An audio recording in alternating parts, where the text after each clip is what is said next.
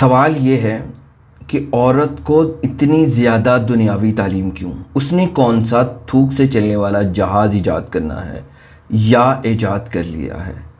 تعلیم دلوا رہے ہیں اور دلوائے جا رہے ہیں، جس کی وجہ سے عورت اپنے اصلی مقصد سے ہٹ چکی ہے، بہت دور جا چکی ہے۔ اصل مقصد کیا تھا؟ گھر میں رہنا، گھر کو بنانا، سنوارنا، گھر کے کاموں میں دلچسپی لینا اور گھر کو زینت بخشنا، جبکہ وہ بازار، دفاتر اور یونیورسٹیز کو زینت بخش رہی ہے۔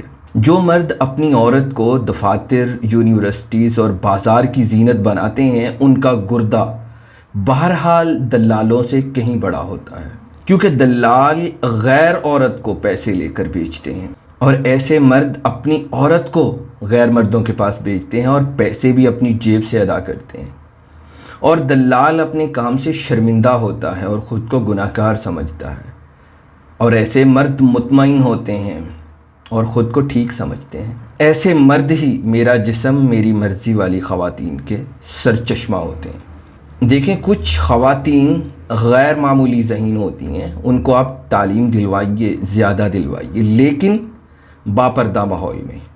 دیکھیے، اگر آپ دہریے ہیں، یعنی اللہ جل شانہ کا انکار کرتے ہیں اور کہتے ہیں کہ کوئی اللہ نہیں ہے، نعوذ باللہ، تو تب بھی میری مان کر دیکھیے، اسلام کے حکموں کے مطابق زندگی گزاریے۔ اس سے کیا ہوگا؟ کم از کم آپ کی دنیا کی زندگی سکون میں آ جائے گی۔ کیوں؟ کیونکہ دین اسلام دین فطرت ہے، یعنی اسلام انسان کو کسی بھی کام کا حکم دیتا ہے، اس میں اس کا فائدہ ہی فائدہ ہے۔ یہ حقیر کا ذاتی تجربہ اور ذاتی مشاہدہ بھی ہے، اور اسلام جس کام کا بھی حکم دیتا ہے اس میں انسان کا فائدہ ہی فائدہ ہے۔ اب دیکھیے، اسلام نے اس سے روکا، لیکن عورت نہیں رکی، اس عورت کے مرد نہیں رکے، جس کا نتیجہ کیا نکلا؟ نسلیں تباہ ہو رہی ہیں۔ عورت آزادی کے نام پر ناچ رہی ہے، بے غیرتی اور بے حیائی کو فیشن کا نام دے کر عورت کے وقار کی دھجیاں اڑا رہی ہے، اور اس کا بہرحال اصل ذمہ دار مرد ہی ہے۔ اور عورت مرد کے مقابلے میں آن کھڑی ہوئی ہے۔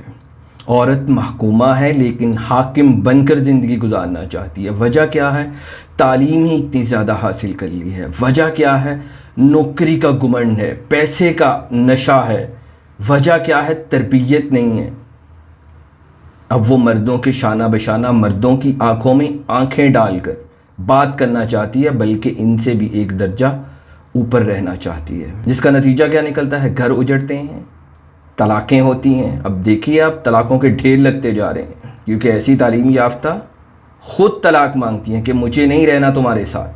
پھر ایسی عورتوں کو مردوں سے نفرت ہو جاتی ہے، اور پھر یہی عورتیں جھنڈے لے کر گلی بازاروں میں نکل آتی ہیں، میرا جسم میری مرضی کے نعروں کے جلوں میں۔